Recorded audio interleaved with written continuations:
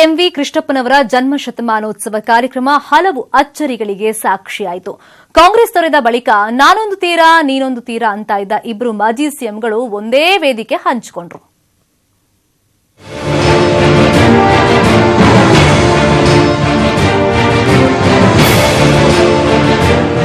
ದೇಶ ಕಂಡ ಪ್ರಬುದ್ಧ ರಾಜಕಾರಣಿ, ಕ್ಷೀರ ಕ್ರಾಂತಿ ಹರಿಕಾರ ಎಂವಿ ಕೃಷ್ಣಪ್ಪನವರ ಜನ್ಮ ಶತಮಾನೋತ್ಸವ ಕಾರ್ಯಕ್ರಮ ಕೋಲಾರದ ಜೂನಿಯರ್ ಕಾಲೇಜು ಮೈದಾನದಲ್ಲಿ ನಡೆಯಿತು.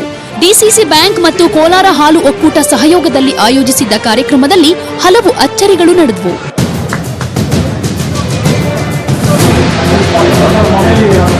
ಕಾರ್ಯಕ್ರಮಕ್ಕೂ ಮುನ್ನ ಸಿದ್ದರಾಮಯ್ಯ ಹಾಗೂ ಎಸ್ಎಂ ಕೃಷ್ಣ ಗೋಪೂಜೆ ಸಲ್ಲಿಸಿ ಹುಲ್ಲು ತಿನ್ನಿಸುವ ಮೂಲಕ ಚಾಲನೆ ನೀಡಿದರು.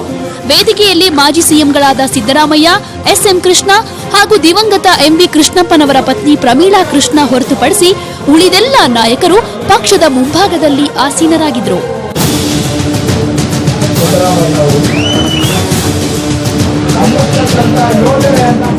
ಒಂದೇ ವೇದಿಕೆಯಲ್ಲಿದ್ರೂ ಪರಸ್ಪರ ದೂರ ದೂರ ಕುಳಿತಿದ್ರು.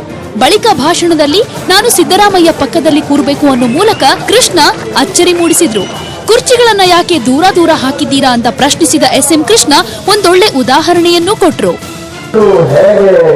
ದೂರ ಹಾಕಿದ್ದಾರೆ ಬರ್ತದೆ. ಕಾವೇರಿ ನದಿ ವಿವಾದ ನಡೀತಾ ಇದ್ದಂತ ಕಾಲದಲ್ಲಿ ತಮಿಳುನಾಡು, ಕರ್ನಾಟಕ, ಕೇರಳ, ಪಾಂಡಿಚೇರಿ 4 ಜನ ಮುಖ್ಯಮಂತ್ರಿಗಳನ್ನು ಕೂಡ ಕರೀತಾ ಇದ್ರು.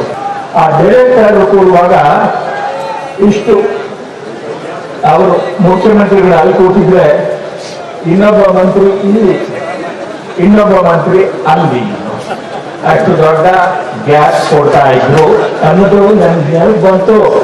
ಅದಕ್ಕೆ ಈಗ ಆರ್ಗನೈಸರ್ ಗ್ಯಾಸಿನ ದಯವಿಟ್ಟು ಕುರ್ಚಿನ ಅಲ್ಲಿ ತರಿಸಿ ಜೊತೆಗೆ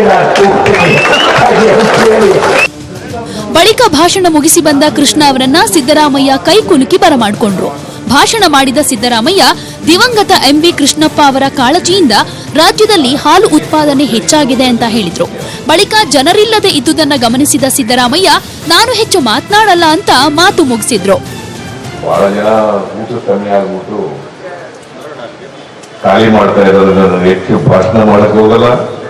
ನಾನು ಪ್ರಮೀಳಮ್ಮ ಅವರಿಗೆ ಈಗಾಗಲೇ ಅವರಿಗೆ 90 ವರ್ಷ ಆಗಿದೆ. ಇವತ್ತೇನಾದ್ರು ಎಂವಿ ಕೃಷ್ಣಪ್ಪನವರು ಏನಾದ್ರು ಸಾಧನೆ ಮಾಡಿದ್ರೆ, ಆ ಯಶಸ್ಸನ್ನ ಕಂಡಿದ್ರೆ ಅದಕ್ಕೆ ಇವರು ಕೂಡ ಪಾಲ್ದಾರರು ಅಂತಕ್ಕಂಥ ಮಾತನ್ನು. ಎಂವಿ ಕೃಷ್ಣಪ್ಪ ಅವರ ಜನ್ಮ ಶತಮಾನೋತ್ಸವದಲ್ಲಿ ಸುಮಾರು 10,000ಕ್ಕೂ ಅಧಿಕ ಜನ ಭಾಗಿಯಾಗಿ ಅಭಿಮಾನ ಮೆರೆದ್ರು. ಇದಕ್ಕೂ ಮೊದಲು ಸಿದ್ದರಾಮಯ್ಯ ಹಾಗೂ ಎಸ್ಎಂ ಕೃಷ್ಣ ಭೇಟಿಯಾಗಿ ಉಭಯ ಕುಶಲೋಪರಿ ವಿಚಾರಿಸಿದ್ದು ಗಮನ ಸೆಳೆಯಿತು. ರಘುರಾಜ್, ನ್ಯೂಸ್ 18.